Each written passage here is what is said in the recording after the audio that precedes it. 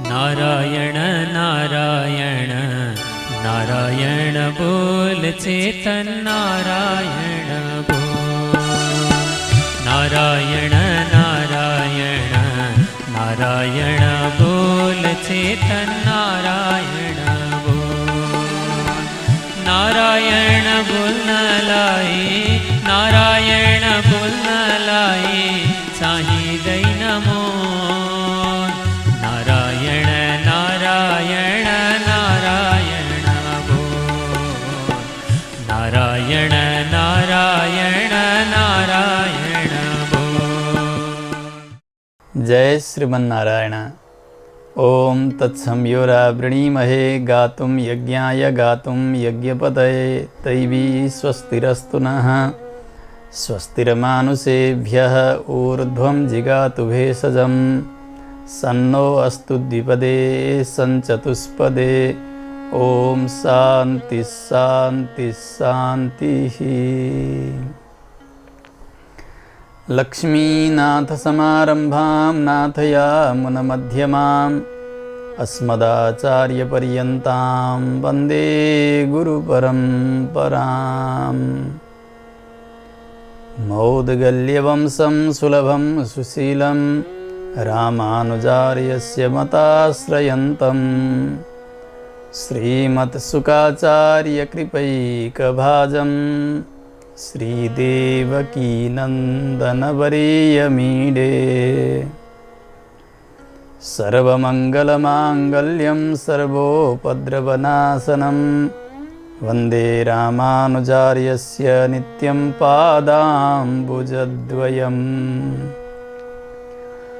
तत्त्वेन यश्चिदचिदीश्वर तत्स्वभाव भोगापवर्गतदुपायगतिरुदारः।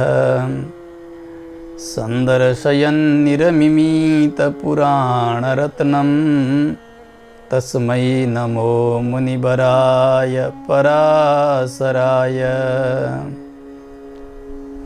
मेघश्यामं पीतकौशेयवासं श्रीवत्साङ्कं कौस्तुभोद्भासिताङ्गं पुण्योपेतं पुण्डरीकायताक्ष्यं विष्णुं वन्दे सर्वलोकैकनाथं। हरिनारायण दुरितनिवारण परमानन्द परमपुरुषोत्तम भक्तजनप्रिय पंकजलोचन नारायण तव दासोऽहं। श्रीनारायण तव दासोऽहम्। अखिलहेय प्रत्यनीक कल्याणैकतान श्वेतर समस्त वस्तु विलक्षण अनंत ज्ञानानंदैक स्वरूप परात्पर परब्रह्म परमेश्वर श्री भूमि नीलानायक भगवान सर्वेश्वर श्री हरिलाई परतत्व का रूपले निश्चय गरिदिने शास्त्र श्री विष्णु पुराण, जसलाई पूर्वाचार्यहरूले पुराण रत्न भनेर सम्मान दिनुभएको छ। यसको निरन्तर स्वाध्याय गर्दै हामी आजका श्रृङ्खलासम्म आइपुगेका छौँ। जीवात्माको स्वभाव, प्रकृति अनि ईश्वरको स्वभाव, जीवको गति, भोग, मोक्ष, मोक्षोपाय यी आदि तमाम विषयहरू श्री विष्णु पुराणमा प्रतिपादित छन्। विष्णु पुराण ज्ञानको भण्डार हो। भक्ति र वैराग्य पनि साथ साथमा यहाँ वर्णित छन्। ज्ञाननिधि आचार सम्पन्न श्री पराशर महर्षि साक्षात् व्यासजीका पनि पिताजी, जसलाई अत्यन्तै सम्मान श्रुतिले पनि गर्नुभएको छ। सहोवाच व्यासः पाराशर्यः। पराशरका पुत्र व्यासजीले यसो भन्नुभयो भनेर बताउनु भएको छ। पराशरजीको सम्बन्ध किन जोडिएको भने पराशर जस्ता ज्ञानीका पुत्र हुनुभएको हुनाले व्यासजी पनि प्रामाणिक हुनुहुन्छ, उहाँले भनेको कुरा पनि प्रमाण हुन्छ भनेर यसरी बताइएको हो। त्यसैगरी जिज्ञासु र योग्यता पनि भएका श्री मैत्रेय ऋषि श्रोता हुनुहुन्छ। अत्यन्तै सुन्दर उपदेश गरिरहनु भएको छ। गएका श्रृङ्खलामा हामी पञ्चम अंशमा प्रवेश गरेका छौँ। भगवानको श्रीकृष्ण अवतारसँग सम्बद्ध उपक्रम प्रारम्भ भएको छ। भगवान अवतारी हुनुहुन्छ। श्रीकृष्ण भगवानको अवतार हो। अवतार र अवतारीमा कति पनि भेद छैन भनेर हामीले राम्रोसँग सुनिसकेका छौँ। कहिल्यै भेद गर्न हुन्न। राम अर्कै हुन्, कृष्ण अर्कै हुन्, विष्णु अर्कै हुन्, यी तल हुन्, माथि हुन्, साना हुन्, ठुला हुन्, यस प्रकारको दुर्बुद्धि हामीमा आउनै हुन्न। एउटा ठुलो पाप हो। व्यक्तिले जबसम्म विष्णु पारम्य स्वीकार गर्दैन तबसम्म उसलाई म विष्णुको भक्त अथवा वैष्णव हुँ भन्ने अधिकार रहँदैन। कृष्णलाई परब्रह्म मान्यो तर कृष्ण विष्णु होइन भन्ने कसैले मानेको छ भने उसलाई कार्ष्णी भन्नुपर्छ, वैष्णव होइन। त्यस्तै रामलाई परब्रह्म हो विष्णु होइन भन्ने व्यक्तिलाई पनि त्यस्तै केही भन्नुपर्छ, तर वैष्णव उसलाई भन्न मिल्दैन। यदि विष्णु राम र कृष्ण होइनन्, विष्णु अलग्गै हुन्, कृष्ण अलग्गै हुन्, विष्णु अलग्गै हुन्, राम अलग्गै हुन्, यसो भन्ने हो भने कृष्ण वैदिक देवता हुँदैनन्, राम पनि वैदिक देवता हुँदैनन्। वेदमा राम सूक्त, कृष्ण सूक्त भनेर वेदका पूर्व भागमा वर्णन छैन। केवल विष्णु सूक्त, त्यही विष्णु सूक्तकै मन्त्र लिएर तद् विष्णोः परमं पदं सदा पश्यन्ति सूरयः दिवीव चक्षुराततं भनेर त्यो परम पदको वर्णन गरिन्छ। उहाँका नित्यमुक्त पार्षदहरूले भगवानको त्यो परम स्वरूपको यसरी दर्शन गर्छन्। अत्यन्तै सुन्दर ढङ्गबाट नित्य निरन्तर दर्शन गरिरहन्छन् भनेर बताइएको छ। रामोपासकका लागि पनि परमपदवाची मन्त्र भनेको यही नै हो। कृष्णोपासकका लागि पनि यही नै हो। यहाँ त तद्विष्णोः परमं पदम, परमपद विष्णुको पद मात्रै परमपद हो। वेदले यही नै बताउनु भएको छ। त्यसो भए रामको पदलाई अनि कृष्णको पदलाई के भन्ने त? यदि भेद गर्ने हो भने वेदमा चर्चा नगरिएका देवता भन्ने ठहर हुन्छ कृष्ण र राम। यसरी भेद गर्ने हो भने अनि कृष्णोपासना रामोपासना अवैदिक उपासना हो भन्ने निश्चय हुन्छ। यसरी हाम्रो दुर्दशा सुरु हुन्छ। यसोसले कहिल्यै पनि यस्तो भेद गर्न हुन्न। श्री विष्णु नै राम बन्नुभएको हो, विष्णु नै कृष्ण बन्नुभएको हो। त्यसैले त रामलाई पनि अक्षता चढ्दैन, कृष्णलाई पनि अक्षता चढ्दैन। शास्त्रले अक्षता विष्णुलाई मात्रै नचढाउनु भन्नुभएको छ। यदि विष्णु अलग्गै, राम अलग्गै, विष्णु अलग्गै, कृष्ण अलग्गै हुने भने त कृष्णलाई किन अक्षता नचढाउने त? विष्णु त होइनन् कृष्ण। अनि विष्णुलाई तुलसी चढाउनु भनेको छ, त्यसो भए कृष्णलाई किन तुलसी चढाउने? रामलाई किन अक्षता नचढाउने, तुलसी चढाउने? विष्णुकै स्वरूप हुनुहुन्छ यहाँहरू। त्यसै कारणले विष्णुलाई जे विधि गरिएको छ त्यो सबै राममा पनि कृष्णमा पनि, विष्णुका लागि जे निषेध गरिएको छ त्यो राममा पनि कृष्णमा पनि। साक्षात् विष्णु नै, साक्षात् नारायण नै राम अनि कृष्ण भनेर आउनुभएको हो। यो चाहिँ शास्त्रको मूल सिद्धान्त हो। यसदेखि अतिरिक्त भड्काउ भाषण गरेर आफ्ना दुकान चलाएर समाजलाई विखरित गर्न पाइन्न। शास्त्रले यो अवकाश दिनुभएको छैन। सबैले यसै स्थानमा आउनुपर्छ जो शास्त्रको मूल निर्णय हो। त्यसमा पनि विष्णु पुराण जो तत्त्व प्रतिपादनका दृष्टिले सर्वोत्कृष्ट पुराण, सम्पूर्ण भाष्यकारहरूले विष्णु पुराणका यी श्लोकहरूलाई प्रमाणका रूपले ब्रह्मसूत्रको भाष्यमा उतार्नु भएको छ। यहाँ भनिएका कुराहरू एक एक अक्षरशः सत्य हुन्। यसै गरी श्रीमद् भागवत महापुराण जो पुराण तिलक भनेर बताइएको छ, अक्षरशः ती सबै सत्य हुन्। तत्त्व प्रतिपादनका दृष्टिले यिनीहरू उत्कृष्ट मानिन्छन्। यहाँ भएका मूलभूत विषयलाई नबिगारिकन भन्नुपर्छ। जे छ त्यही भनिदिने हो। भगवानको अवतार हुँदा विष्णु सर्वगुहाशयः श्रीमद् भागवत महापुराणमा।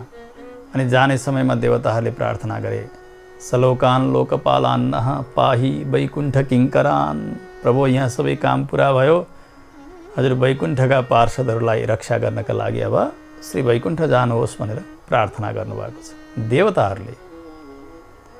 अथवा वैकुण्ठ भनेर सम्बोधनै मान्ने हो भने पनि वैकुण्ठ भगवान् विष्णुको नाम हो। कृष्णो नारायणो विष्णु वैकुण्ठ विष्टरस्रवाह कोशकारले यसरी नै बताउनु भएको छ। कृष्ण भन्नु, नारायण, विष्णु, वैकुण्ठ यी सबै भगवान् विष्णुका नाम हुन्। त्यसैले हामी कीर्तन गर्दा पनि अनन्त वैकुण्ठ मुकुन्द कृष्ण गोविन्द दामोदर माधवेती भनेर भगवान्का यी नामहरूको उच्चारण गर्छौँ। यसै गरी कलिसन्तरणोपनिषदमा जति बेला नारदजी ब्रह्माका सन्निधिमा पुग्नुहुन्छ, नारदजीले सोध्नुभयो, पिताजी म कसरी कली तर्न सक्छु, कलियुगी प्राणीहरू कसरी पार लाग्न सक्छन्, यसका लागि के छ आलम्बन, आश्रय के छ, उपाय के छ?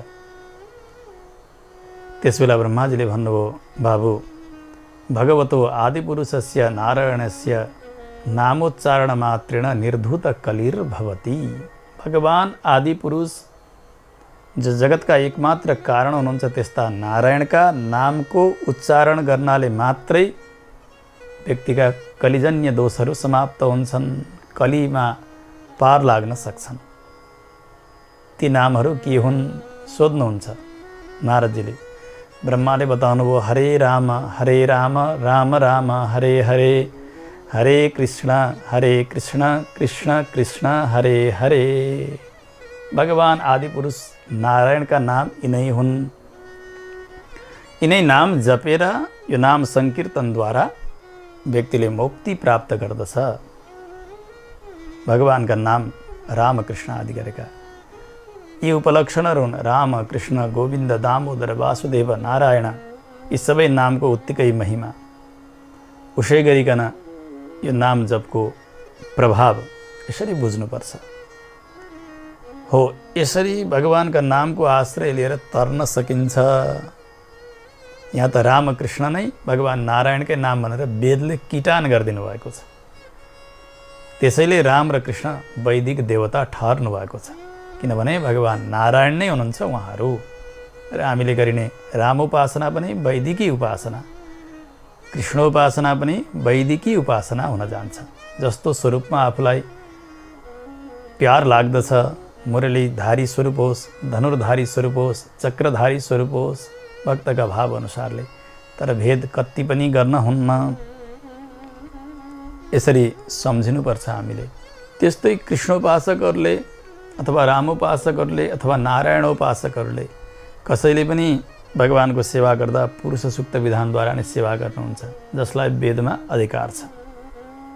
त्यसमा श्रीश्च ते लक्ष्मीश्च पत्न्यौ भनेर बताउनु भएको छ। भगवानका पत्नी श्री भू र नीला हुनुहुन्छ भनेर। श्री भूमि नीला नायक त भगवान् नारायण मात्रै हुनुहुन्छ। त्यसकारणले पुरुष सुक्त भगवान् नारायणको वाचक हो, भगवानको सुक्त हो। यसैले भगवान् श्रीरामको पनि सेवा, यसैले भगवान् श्रीकृष्णको पनि सेवा। त्यसै गरी हामी अर्चना गर्छौँ, चाहे बालगोपालमा, चाहे सर्वेश्वर सालग्राममा, चाहे चित्रपटमा, चाहे भगवान् श्रीरामका श्री विग्रहमा हामीले अर्चना गर्दा ओम केशवाय नमः, ओम नारायणाय नमः, ओम माधवाय नमः, ओम गोविन्दाय नमः भन्दै भन्दै ओम श्रीकृष्णाय नमः भन्छौँ। केशवाय नमः, नारायणाय नमः भन्दै भन्दै भन्दै भन्दै अर्चना हुँदै हुँदै अनि अन्तिममा गएर श्रीकृष्णाय नमः। यसबाट के बुझ्नुपर्छ भने भगवान् जति पनि अवतार लिएर आउनुभयो स्वयं नारायण नै हुनुहुन्छ। उहाँहरूमा भेद गर्न हुन्न, उहाँ नै यसरी आउनुभएको भन्ने बुझ्नुपर्छ। यही कुरा सम्झाउँदै हुनुहुन्थ्यो श्री पराशर महर्षिले। यता भगवानको अवतार जगतका मङ्गलका लागि हुन्छ भनेर विषयको उठान गर्नुभएको छ। यदुवंशमा देवक नाम गरेका हुनुहुन्छ, उहाँकी छोरी देवकी। वसुदेवजीका साथमा उहाँको विवाह हुन्छ। वसुदेवजी कंसका मित्र हुनुहुन्थ्यो, सत्यवादी हुनुहुन्थ्यो। कंस देवकका दाजु उग्रसेनको छोरो। आफ्नै काकाकी छोरी बहिनी देवकी प्रति अत्यन्तै स्नेह गर्थ्यो कंसले। सर्वलक्षण सम्पन्ना छिन् यिनी, कोही सज्जनलाई दिन पाए हुन्थ्यो भन्ने यस्तो चिताइरहेको थियो। वसुदेवजीका साथ धेरै वर्षबाट सहवास उठबस हुँदा कंसले विचार गर्यो, वसुदेव जस्ता सत्यवादी, यस्ता सोझा ज्ञानी अर्का ज्वाइँ मिल्न गाह्रो। बहिनी अब वसुदेवजीकै साथ विवाह गरेर पठाइदिनु पर्यो भनेर उसले निर्णय सुनाउँछ। देवकले, उग्रसेनले सबैले नै अनुमोदन गरिदिनु भयो। देवकी महारानीको विवाह सम्पन्न भयो वसुदेवजीका साथ। मङ्गल बाजाहरू बजिरहेका छन्। अनेक दाइजोहरू दिनुहुन्छ। सेवा गर्ने दासीहरू पनि पठाइदिनु भयो। अतिशय प्रसन्नताका साथ विवाह सम्पन्न भयो। बहिनी र ज्वाइँलाई रथमा राखेर पुर्याउनका लागि कंस नै तयार हुन्छ। मेरी प्यारी बहिनीलाई र ज्वाइँलाई पुर्याएर आउँछु। रथ तयार गर्यो, सजायो रथ। रथमा राख्छ। मङ्गलबाजाहरू बजिरहेका छन्। भारी त्यो बरियात साथमा लिएर कंस त्यो रथ चलाउन सुरु गर्छ। वसुदेव देवकी रथमा बस्नुभएको छ। जाँदा जाँदै अलि अगाडि गइसकेपछि गम्भीर मेघको गर्जना जस्तो एक आवाज सुनिन्छ। सारा देवताहरू आकाशवाणीद्वारा बोल्नुहुन्छ। सुन्यो उसले, के भन्दैछ यो आकाशवाणीले? सुन्दा त आकाशवाणीबाट देवताहरू यसो भनिरहनु भएको छ, या मेताम बहसे मूढ स भर्त्रा रथे स्थिताम अस्यास्तवाष्टमो गर्भ प्राणान अपहरिष्यति। हे मूर्ख कंस, त जसलाई लिएर जाँदैछस्, देवकीलाई, वसुदेवका साथमा हो, यिनै बहिनी देवकीका 8औं गर्भबाट तेरो प्राणलाई हरण गर्ने, तँलाई मार्ने कोही बालकले जन्म लिनेछ। देवकीको 8औं गर्भबाट तेरो मृत्यु हुनेछ। यस्तो आकाशवाणी सुन्यो कंसले। तिल मिलायो, अत्यन्तै क्रोधी थियो। अब त कंसले रथ रोक्छ। देवकीलाई मार्नका निमित्त भनेर केसमा समायो, हातमा खड्ग छ। देवकीम हन्तुमारब्धः, देवकीलाई मार्न पर्यो भनेर वसुदेवजी डराइरहनु भएको छ। देवकी महारानी पनि डराइरहनु भएको छ। विवाहको यो मङ्गल समयमा आज स्वयं दाजु बहिनीलाई मार्नका लागि तयार छन्। देवकी महारानी त केही पनि बोल्न सक्नु भएन उस समयमा। वसुदेवजीले धेरै सम्झाउनु भयो। श्रीमद् भागवतमा त धेरै विषयहरू त्यहाँ सम्झाउनु भएको छ। महाराज, व्यक्ति जन्मन्छ, जन्मेपछि उसको मृत्यु निश्चय छ। आज जन्मियोस्, 1 वर्षमा होस्, 10 वर्षमा होस्, अधिकाधिक वयस 100 वर्षमा उसले अवश्य पनि मर्नु पर्दछ। जन्मेको व्यक्ति मर्दछ। तपाईँ मृत्युसँग किन डराउनुहुन्छ? मृत्यु कुनै पनि रूपमा आउन सक्दछ।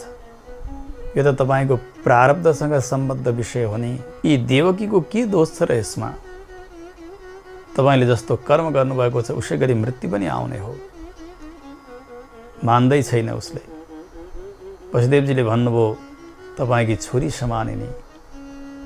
विवाहको योग्य समय भएका बेला तपाईँले रोजेर मलाई विवाह गरेर दिनुभयो। आज बेहुली भएका अवस्थामा तपाईँ आफै मार्न खोज्दै हुनुहुन्छ।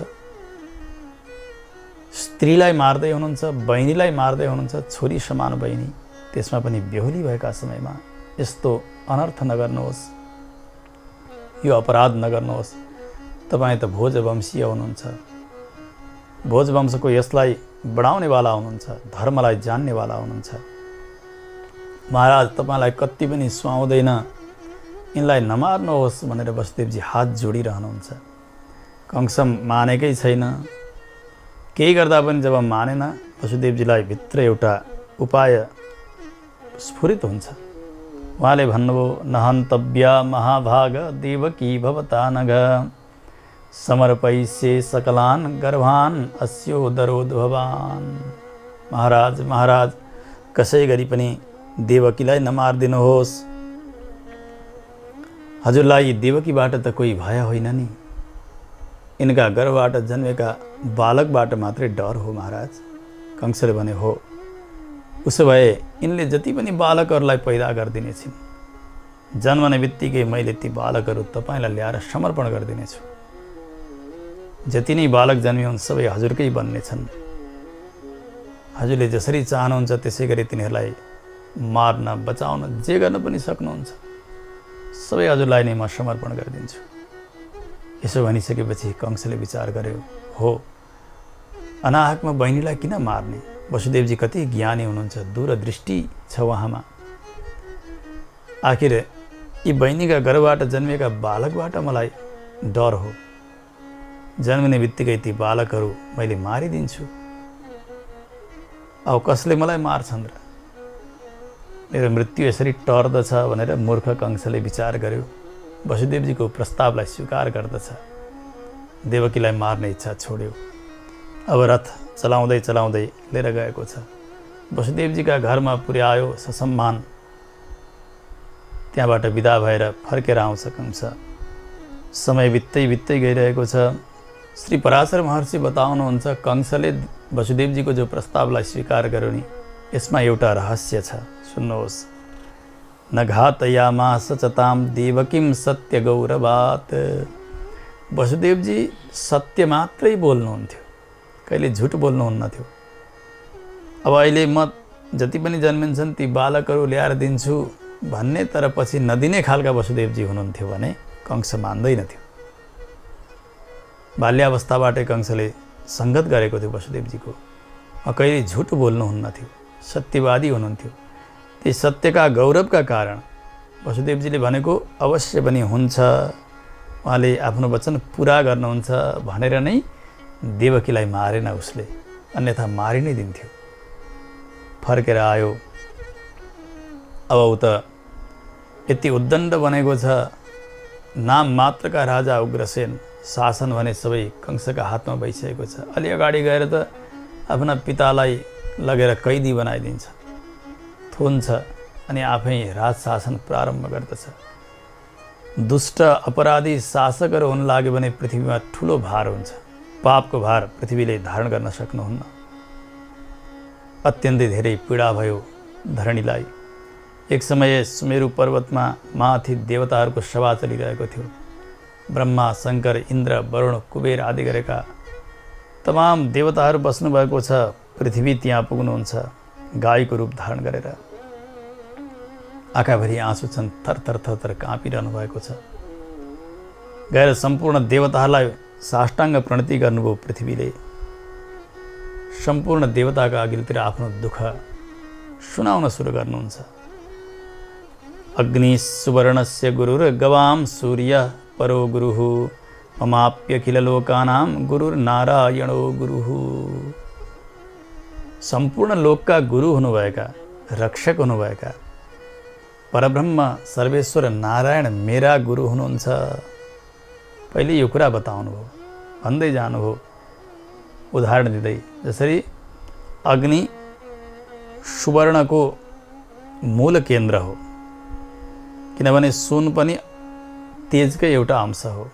भौम, दिव्य, त्यसै गरी औदर्य र आकारज गरिकन अग्निका भेदहरू हुन्छन्। तेजका भेद। भौम भनेको यहाँ पृथ्वीमा हुने अग्नि, जो कुनै चिज रगड्दाखेरि निस्कन्छ, यसलाई भौम भनिन्छ। दिव्य भनिन्छ अग्निलोकमा हुने तेज। त्यसै गरी औदर्य तेज भनिन्छ, जो हाम्रो पेटभित्र जलिरहेको हुन्छ, जाठर अग्नि। उसै गरी आकारज नाम गरेको तेज हुन्छ अग्नि, त्यो हो खानीमा पाइने, त्यो सुन हो। सुन अग्नि तत्त्व हो। यद्यपि अहिले जो धारण गरिन्छ सुनमा पृथ्वी तत्त्वको सम्मिश्रण भएको हुनाले यसलाई धारण गर्न सकिएको हो। पृथ्वी तत्त्व मिलेको हुनाले यसमा गन्ध पनि आएको छ। अग्निमा त कुनै गन्ध हुँदैन, पृथ्वीमा हो गन्ध हुने भनेको। जसरी अग्नि सुवर्णको, त्यस्तै सूर्य किरण समूहका परम गुरु हुनुहुन्छ। किनभने सम्पूर्ण किरणहरू सूर्यबाट प्रकट हुन्छन्। सूर्य रहँदा ती किरणहरूको अस्तित्व छ। यदि सूर्य नै समाप्त हुने हो भने किरणको कोही अस्तित्व छैन। जस्तै एउटा बत्ती हामीले बाल्छौँ, दीपक, त्यसको प्रकाशको महत्त्व त्यस बेलासम्म छ र स्थिति त्यस बेलासम्म छ जति बेला त्यो दीप शिखा जलिरहेको होस्। त्यो दीप शिखा निभ्यो भने त्यो प्रकाश पनि समाप्त हुन्छ। उसै गरी सूर्यका महत्त्वका कारणले नै किरणको पनि महत्त्व छ। यो उदाहरण दिएर भन्नुभयो, तपाईँ हामी सबैका मूल गुरु भनेका, मूल केन्द्र स्वामी भनेका भगवान् नारायण हुनुहुन्छ, जो प्रजापतिहरूका पनि पति हुनुहुन्छ अनि पूर्वजहरूका पनि पूर्वज ब्रह्मा हुनुहुन्छ। अनि जति पनि कला, काष्ठ, निमेष आदि गरेका यी समयका विभागहरू छन्, यो सम्पूर्ण काल, यो सबै भगवानको एउटा स्थूल स्वरूप हो। यी सबैको मूल भनेका भगवान् नारायण नै हुनुहुन्छ। हे देवता हो, सुन्नुहोस्, सबै जति पनि सृष्टिमा आएका मनुष्य, देवता, तिर्यक, स्थावर आदि गरेका प्राणीहरू छन्, यी सबै समूहका जति पनि छन्, यिनीहरू भगवानकै अंश स्वरूप हुन्, भगवानकै शरीर हुन्। भगवान यिनका स्वामी हुनुहुन्छ। मैले यो जानेकी छु, आदित्य हुनुभयो, मरुद्गण हुनुभयो, साध्यगण, रुद्र, वसु, अग्नि, पितृगण अनि अत्रि आदि गरेका जो प्रजापतिहरू हुनुहुन्छ, उहाँहरू हुनुभयो। यी सबै भगवान विष्णुकै एक रूप हुनुहुन्छ। रूप भनेको शरीर हुनुहुन्छ। भगवान यिनीहरूका अन्तर्यामी भएर तत्तत् कार्यहरू सम्पादन गर्नुहुन्छ। आदित्या मरुतस्साध्या रुद्रा वस्वस्विवन्नयः पितरो ये च लोकानां स्रष्टारो त्रिपुरोगमाः एते तस्या प्रमेयस्य विष्णो रूपं महात्मनः। शास्त्रले यही कुरा बताउनु भएको छ, जगत सर्वं शरीरं ते तत्सर्वं वै हरेस्तनुः। सम्पूर्ण जगत भगवानकै शरीर हो, जगत भगवानकै स्वरूप हो, व्यक्त स्वरूप भनेर शास्त्रले यही नै बताउनु भएको छ। यक्ष भए, राक्षस भए, दैत्य, पिशाच, सर्प, दानव, गन्धर्व, अप्सरा, यी सबै पनि भगवान विष्णुकै शरीर र स्वरूप हुन्। यी सबै भगवानबाटै प्रकट भएका हुन्। सबैका अन्तर्यामी रूपले भगवान नारायण नै रहनु भएको छ। तात्पर्य यही नै हो। भगवानकै सत्तामा यी सबै टिकेका छन्। ग्रह भए, नक्षत्र भए, तारागण अनि यो विचित्र विचित्र रूपले देखिने जो आकाश, अग्नि, जल, वायु, पृथ्वी अनि सम्पूर्ण इन्द्रियहरू, 5 ज्ञानेन्द्रिय, 5 कर्मेन्द्रिय, मन सहित अरू पनि शब्द, स्पर्श, रूप, रस, गन्ध, यी 5 विषयहरू भए, यी सम्पूर्णले युक्त भएको यो जो जगत छ, त्यो जगत विष्णुमय जगत छ। ग्रहर्क्ष तारका चित्र गगनाग्नि जलानिलाः अहम च विषयाश्चैव सर्वं विष्णुमयं जगत। हामी सबैले कण्ठस्थै गरेका छौँ, सर्वं विष्णुमयं जगत। अशुद्ध पढ्नेले, बाबा आमाले सर्वे विष्णुमयं जगत, सर्वे विष्णुमयं जगत भनेको सुनिन्छ। सर्वे विष्णुमयं जगत त होइन, सर्वं विष्णुमयं जगत। यस्तो शुद्ध पाठ गर्दा हामी अर्को पनि भन्छौँ, जले विष्णु, स्थले विष्णु, विष्णु पर्वतमस्तके, ज्वालामालाकुले विष्णु, सर्वं विष्णुमयं जगत। यो भन्नु पनि त्यही नै हो। जले विष्णु, पानीमा पनि विष्णु, स्थले विष्णु, जमिनमा पनि विष्णु, विष्णु पर्वतमस्तके, पर्वतका टाकुरामा पनि विष्णु, ज्वालामालाकुले विष्णु, ज्वालामा पनि भगवान विष्णु नै।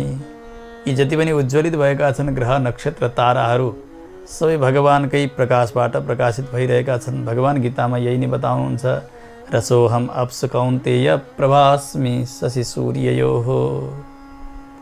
यी चन्द्रमा, सूर्य आदि गरेका जति पनि ग्रह, नक्षत्र, तारागणहरू छन्, यी सबैमा भएको प्रकाश भगवानबाटै मिलेको प्रकाश हो। त्यसैले उनीहरू उज्ज्वलित भएका छन्, प्रकाशित भएका छन्। जगतमा पनि कोही सम्मानित भएको छ, प्रकाशित भएको छ, वैभवशाली भएको छ, त्यो भगवानकै वैभवका कारण, भगवानकै तेजकै कारण, भगवानकै प्रभावका कारण हो तेजस्वी बनेको छ, प्रभावशील बनेको छ। यसरी जान्नु पर्दछ। म पनि भगवानकी नै हुँ। सम्पूर्ण विषयहरू पनि भगवानकै अधीनमा छन्। सारा चराचर जगत भगवानको यो शरीर हो, स्वरूप हो भनेर जान्नु।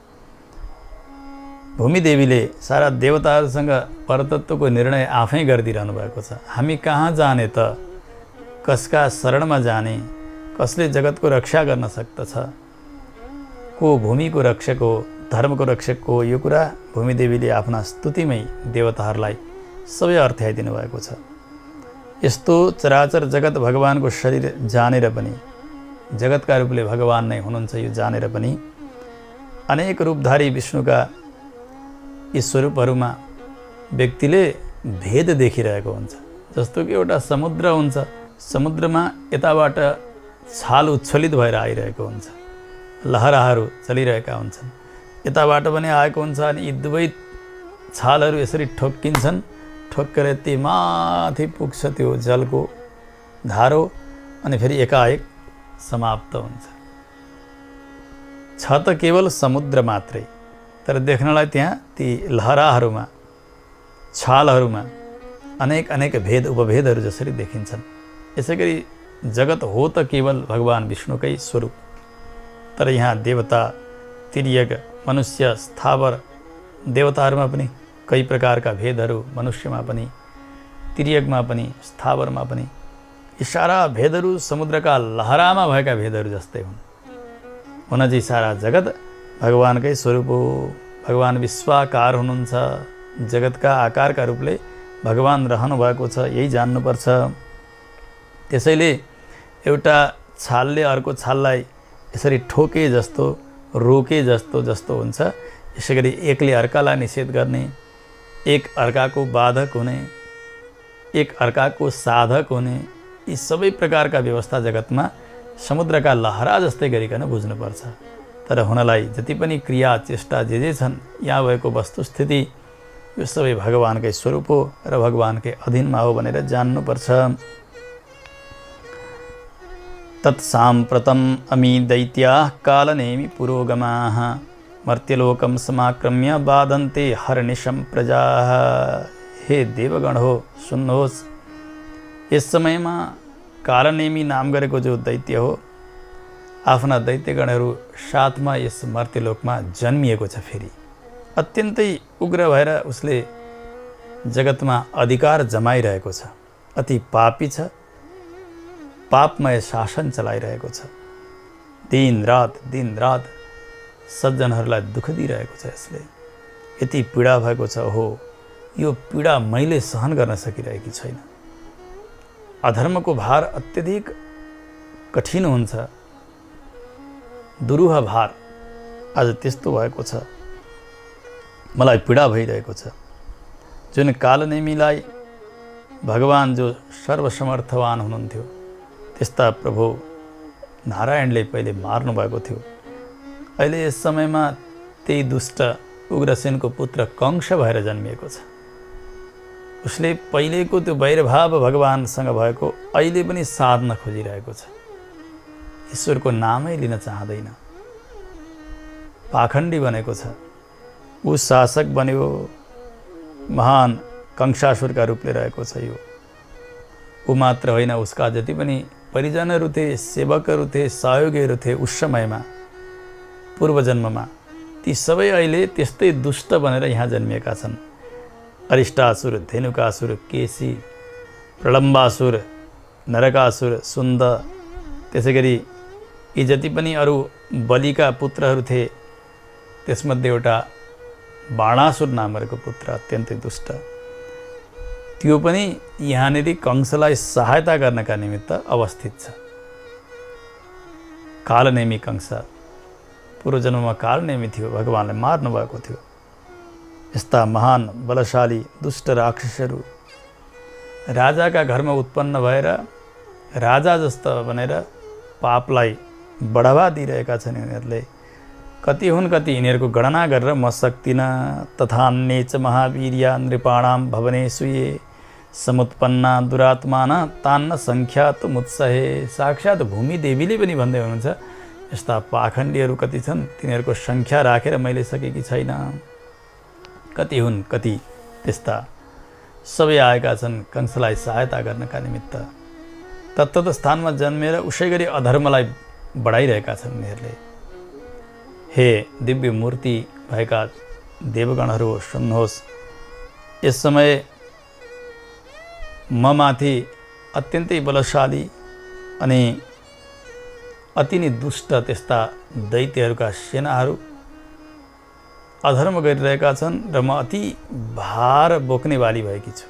यति भारले पीडित भएकी छु कि यो पाप मैले बोक्नै सकेकी छैन। ती सबैको संहार हुनु आवश्यक छ। ती सबै मरिसक्दा अधर्म उत्रन्छ, पाप उत्रन्छ अनि मात्रै मलाई शान्ति मिल्दछ। देवगण हो, तपाईँहरूको पनि अनिष्टको समय आइरहेको छ।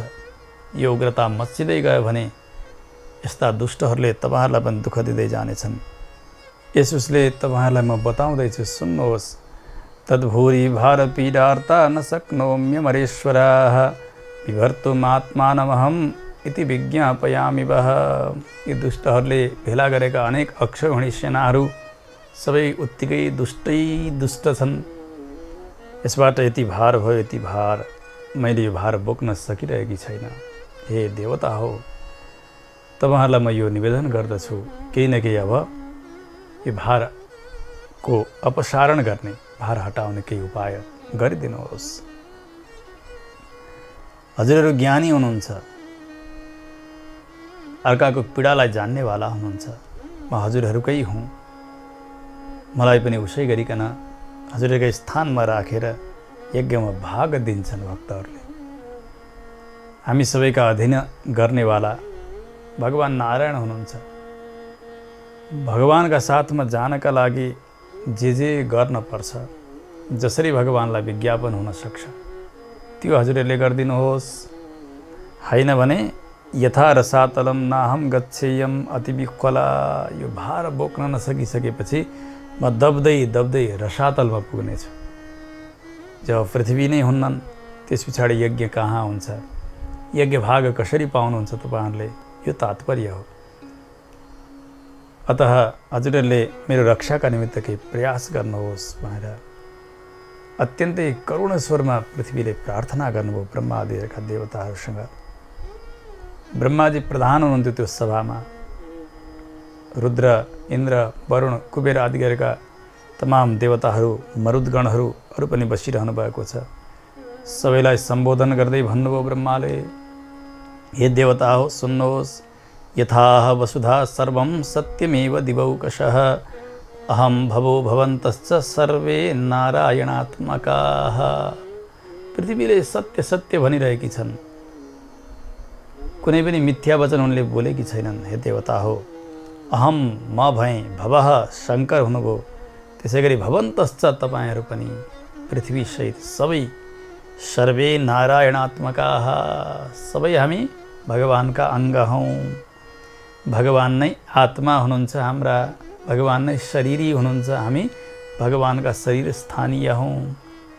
वेदले पनि यही बताउनु भएको छ, स आत्मा अङ्गान्यन्या देवताः। तैत्तिरीय उपनिषद।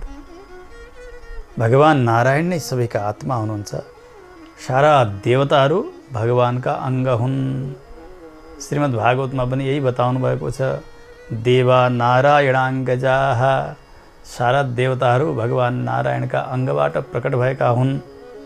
भगवानका अङ्ग हुन्, शरीर हुन् यिनीहरू। भगवान अङ्गी हुनुहुन्छ, भगवान आत्मा हुनुहुन्छ, सबैका सत्ता हुनुहुन्छ। यो कुरा कहाँ जान्न सकिन्छ?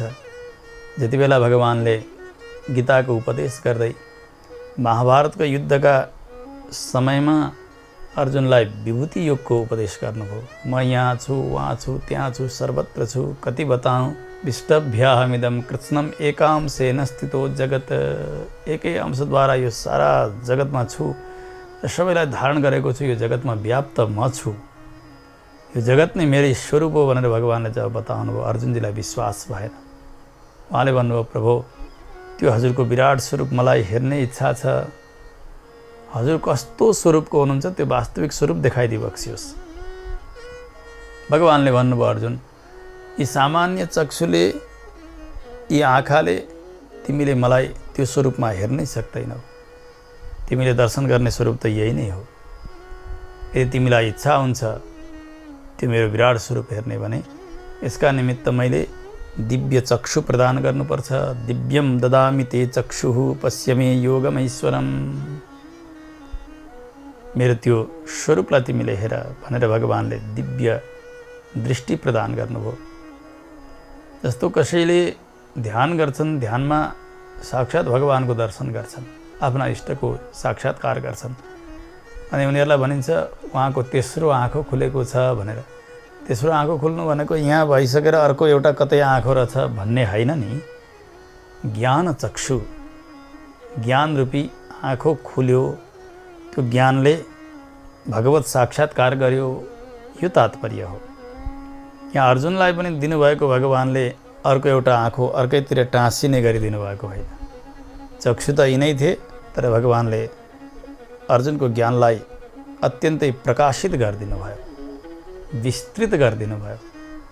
तब अर्जुन महायोगी हुनुभयो, भगवानको साक्षात्कार भयो। भगवानलाई देख्नुहुन्छ, उहाँले दिव्य दृष्टिद्वारा भगवानको विशाल तो स्वरूप देख्नुभयो, विराट स्वरूप विचित्र छ। त्यो स्वरूप देख्ने बित्तिकै अर्जुनजी डराउनुहुन्छ, थरथर काँप्नुहुन्छ, भन्नुहुन्छ प्रभु प्रभु भयो भयो, हजुरले यो स्वरूपलाई समेट्नुहोस्, मैले हेर्न सकिनँ। भगवानले सोध्नुभयो अर्जुन के देख्दैछौ तिमीले? अर्जुनले भन्नुभयो पश्यामि देवांस्तव देवदेहे सर्वांस्तथा भूतविशेषसङ्घान् ब्रह्माणमीशं कमलासनस्थं ऋषीन् च सर्वान् उरगान् च दिव्यान्।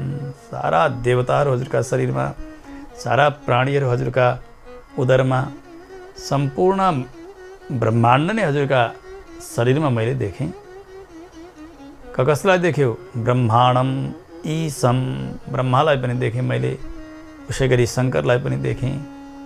अरू पनि देवताहरू हजुरका अङ्ग अङ्गमा समाहित छन्। इन्द्र वरुण कुबेर आदि गरेका तमाम देवताहरू छन्, ऋषिहरू छन्, सर्प आदि गरेका प्राणीहरू छन्। सबै नै हजुरका शरीरमा देखे यो विचित्र स्वरूप मैले देखिरहेको छु। कोही डराएर स्तुति गरिरहेका छन्, कोही हात जोडिरहेका छन्, कोही हजुरका मुखभित्र प्रवेश गरिरहेका छन्। यो विकराल स्वरूप मैले देखिरहेको छु प्रभु, औ मैले हेर्न सकिनँ, हजुर समेटिनुहोस्, पहिलेकै जस्तो भन्नुहोस्। तेनैव रूपेण चतुर्भुजेन सहस्रबाहो भव विश्वमूर्ते। हे हजारौँ हात भएका हे नारायण, हे जगदीश्वर, अब हजुर चार हाते बनिदिनुहोस्, शङ्ख चक्र गदा पद्म लिइदिनुहोस्, भक्तका लागि सौम्य स्वरूपले प्रकट भइदिनुहोस्, म त्यही नै दर्शन गर्छु। मैले त यो विराट स्वरूप दर्शन गर्न सकिनँ। अर्जुनजी थरथर काँप्नुभयो। भगवानले अर्जुनजीको त्यो दृष्टि खिचिदिनुभयो। त्यस पछाडि अर्जुनजीले भगवान श्रीकृष्णलाई आफ्नै सारथीका रूपले उसै गरी दर्शन गर्नुभयो। न त भगवानले त्यस्तो स्वरूप बनाउनु भएर हराउनु भएको हो, केवल अर्जुनजीको दृष्टिलाई सङ्कुचित र विकसित गरिदिनु भएको मात्र हो। भगवान त्यस्तै स्वरूपले छँदै नै हुनुहुन्थ्यो। सारा ब्रह्माण्ड नै भगवानको स्वरूप हो नि, सारा देवताहरू नै भगवानका अङ्ग अङ्गमा समाहित छन्। हुन त कोही एउटा चित्रकारले कोरेको चित्र हो भगवानको त्यो विराट स्वरूपको चित्र, तर शास्त्र सम्मत छ। त्यो जसरी बताइएको छ गीतामा त्यसै गरी नै त्यो चित्र बनाएको छ। त्यसले हामी सेवा गर्छौँ, पूजा गर्छौँ, हो त्यही नै हो तत्त्व भनेको। सारा देवताहरू भगवानका अङ्ग हुन्, शरीर हुन्, भगवान आत्मा हुनुहुन्छ, भगवान मूल हुनुहुन्छ। यही कुरा वेदले बताउँछन्, यही कुरा गीताले बताउनु भयो, यही नै शास्त्रहरूले बताएका छन्। अरू यही कुरा आज ब्रह्मा भन्दै हुन्छ आफ्नै मुखबाट, सर्वे नारायणात्मकाः, म भएँ शङ्कर, अरू देवता सबै तपाईँहरू सबै नै भगवान नारायणका शरीर र अङ्ग हौँ हामी। भगवान आत्मा हुनुहुन्छ, शरीर हुनुहुन्छ। यस प्रकारले देवताहरूलाई उद्बोधन गर्दै भन्नुभयो, जति पनि विभूतिहरू छन् भगवानका, परस्परमा कसैमा आधिक्य र कसैमा न्यूनता। भगवान कसैमा अत्यधिक रूपले प्रकाशित भइबक्सेको छ, उनी शक्तिशाली छन्। भगवान अल्प रूपले प्रकाशित भइबक्सेको छ, तिनी अलि निर्बल जस्ता देखिन्छन्। एकले अर्कालाई बाधा गर्ने, एकले अर्कालाई उछिन्ने, एकभन्दा अर्को कमी, यस्तो जगतमा देखिन्छ। तर सर्वत्र भगवान नै विराजित भइबक्सन्छ। भगवानले कति अंशमा आफ्नो शक्ति प्रकाशित गर्नुभएको छ, त्यति मात्र यसमा भेद हो। तर तपाईँ हामी सबै नै भगवानकै शरीर हौँ, भगवानकै अन्तर्गत छौँ हामी। त्यसो हुनाले हे देवता हो, अब हामी सबैजना जाउँ क्षीराब्दी साई भगवान नारायणको स्तुति गरौँ। भगवान जति पनि अवतार लिनुहुन्छ, क्षीरसागरबाटै अवतार लिनुहुन्छ। साक्षात् भगवान वैकुण्ठनाथ उहाँ नै व्यूहका रूपले क्षीरसागरमा शयन गर्नुहुन्छ। त्यहाँ गएर प्रार्थना गरिसकेपछि त्यहाँबाट भगवानका अनेक अवतारहरू हुन्छन्। भागवतमा पनि यही प्रसङ्ग आउँछ, श्री विष्णु पुराणमा पनि यही नै प्रसङ्ग छ। हामी जाउँ क्षीराब्दी सागरका तटमा जाने, त्यहाँ गएर तत्राराध्य हरिम तस्मै सर्वम विज्ञापयाम वै। पहिले भगवानको सेवा गर्ने विधिवत। भगवानको सेवा सकिसकेपछि भगवानले सोध्नुहुन्छ किन आयौ हो, उस बेला मात्रै हामी हाम्रो मनको भाव भगवानसँग प्रकट गर्नुपर्छ। भगवानसँग केवल माग्नका लागि मात्रै मन्दिर जान हुन्न है। हामी त पुग्छौँ, पुगेर भगवानको सेवा आराधना कता के हो केही थाहा छैन, आँखाबाट आँसु बगेको छ, छोराले दुःख दिएको हो कि बुहारीले हो कि अथवा श्रीमानले हो कि श्रीमतीले हो कि अथवा साहुले दुःख दिएको हो कि व्यापारमा घाटा भएको हो कि जागिर नलागेको हो कि अथवा परीक्षामा पास नहुन आँटिएको हो कि के समस्या हो। जाने बित्तिकैदेखि नै जब मूलद्वारभित्र प्रवेश गरियो खालि त्यही नै भटभट आएको छ, भटभट आएको छ। भगवानको स्तुति कहाँ हो, आपदाम अपहर्तारम कता हो, कृष्णाय वासुदेवाय कता हो, शान्ताकारम कता छ, केही पता छैन। जम्मै भगवानलाई त्यही अशान्ताकार समस्या जति सब खनाइदिएको छ शान्ताकार भगवानलाई। अनि सेवा आराधना पूजा के हो त्यो पनि थाहा छैन, होसमै छैन व्यक्ति, यसरी जान हुन्न। ब्रह्माले भन्नुभयो हामी सबै जान्छौँ, गएर पहिले भगवानको आराधना गर्छौँ। विधिसँग हाम्रो कर्तव्य हो भगवानको सेवा गर्नु। सेवा सम्पन्न गर्ने, त्यो विज्ञापन गर्ने समय आउँछ नि, आफ्नो मनोव्यथा राख्ने समय आउँछ सेवा सकेपछि, हो उस बेला सुनाउनुपर्छ। जस्तो कसैबाट काम लिनु छ हामीलाई, अनि उनी व्यक्ति केही गर्दैछन्, गएर उनीसँग प्रणाम छैन, साष्टाङ्ग छैन, केही वार्तालाप छैन, जाने बित्तिकै तपाईँले मलाई यसो गरिदिनु पर्यो, 50,000 नदिकन भएन भन्यो भने त्यो दिने खालको व्यक्तिले पनि दिँदैन। उसै गरी भगवान कहाँ जाँदा पहिले समस्या खन्याउनु हुँदैन, पहिला भगवानमा भाव खन्याउनुपर्छ, प्रेम खनाउनुपर्छ, भक्ति खनाउनुपर्छ। त्यस पछाडि समय आउँछ नि आफ्नो समस्या पनि निवेदन गर्ने। धेरै बेरसम्म वार्ता गरेपछि प्रणाम गरिसकेपछि उनले सोध्छन् अनि आउनुको कारण चाहिँ के थियो भन्दा सानो काम लिएर आएको थिएँ, अलिकति यस्तो कार्य गर्नका लागि यति पैसा चाहिएको थियो। त्यो नदिने व्यक्तिले पनि काहीँ खोजेर भए पनि ल्याएर दिइदिन्छ। त्यस्तै भगवानका अघिल्तिर जाँदा पनि प्रेमले भगवानको सेवा गर्ने, आराधना गर्ने, स्तुति गर्ने, त्यस पछाडि अनि आफ्नो समस्या निवेदन गर्ने, यसरी जानुपर्छ ब्रह्माले भन्नुभयो। अनि यो पनि भन्नुभयो कि भगवान जगतमय हुनुहुन्छ, सर्वात्मा हुनुहुन्छ, सबैका अन्तर्यामी हुनुहुन्छ। भगवानले नजानेको केही छैन। हामी पुग्ने बित्तिकै भगवानलाई थाहा हुन्छ कि यिनीहरू कुन समस्याले आए र कस्तो कृपा गर्नुपर्छ। सत्वाम सेनावतीर्योर्भ्याम धर्मस्य कुरुते स्थितिम। भगवान अवतार ग्रहण गर्नुहुन्छ अनेक। स्वयं विष्णु सत्वगुणलाई स्वीकार गरेर, म ब्रह्मा रजगुणलाई स्वीकार गरेर सृष्टि गर्छु, रुद्र तमोगुणलाई स्वीकार गरेर संहार गर्नुहुन्छ। भगवानकै आज्ञाले तत्तत समयमा भक्तमाथि कृपा गर्नका निमित्त भगवान सत्वगुण सम्पन्न भएर यसरी पृथ्वीमा अवतीर्ण हुनुहुन्छ। उस बेला जति पनि पाखण्डीहरू छन् तिनीहरूलाई समाप्त गरेर सन्तजनको रक्षा गरेर धर्मको संस्थापन गर्नुहुन्छ। पृथ्वीका भारभूत भएका यी दुष्टहरू मरिसकेपछि पृथ्वी पनि पुलकित हुन्छन् अनि यज्ञ हुन्छ। यज्ञ भइसकेपछि हामी देवताहरू तृप्त हुन्छौँ, हामीलाई पनि शान्ति मिल्छ। यसुसले हे शङ्कर, हे इन्द्र, वरुण, कुबेर, हे मरुद्गण हो, हे देवता हो, हे धरणी, अब तिमी हामी सबै जानुपर्छ क्षीरसागरमा भगवानको सेवा गर्नका निमित्त जाउँ भनेर तमाम देवताहरूलाई साथमा लिएर मेरु पर्वतका माथिबाट क्षीरसागरको यात्रा गर्नुभयो ब्रह्माजीले। जाँदै हुनुहुन्छ, क्षीरसागर पुग्न लाग्दै हुनुहुन्छ, परन्तु हाम्रो निर्धारित समय सिद्धिएको छ। उहाँ पुगेर कसरी सेवा गर्नुहुन्छ भगवानको, कसरी स्तुति गर्नुहुन्छ, भगवानको कस्तो आज्ञा हुन्छ, यी विषयहरू श्रवण गर्नका लागि भने आउने श्रृङ्खलासम्म हामीले प्रतीक्षा गर्नुपर्ने भएको छ। समय पुरा भइसकेको हुनाले आजको कथालाई र वाणीलाई भगवानका चरणमा समर्पण गरिन्छ। जय श्रीमन्नारायण। त्यसै लेत शास्त्र भन्छन् नारायण बोल चेतन नारायण बोल त्यसै लेत शास्त्र भन्छन् नारायण बोल चेतन नारायण बोल नारायण बोल्नलाई नारायण बोल्नलाई चाहिँदैन मोल नारायण नारायण नारायण बोल नारायण नारायण नारायण बोल नारायण नारायण नारायण बोल चेतन नारायण बोल नारायण बोल चेतन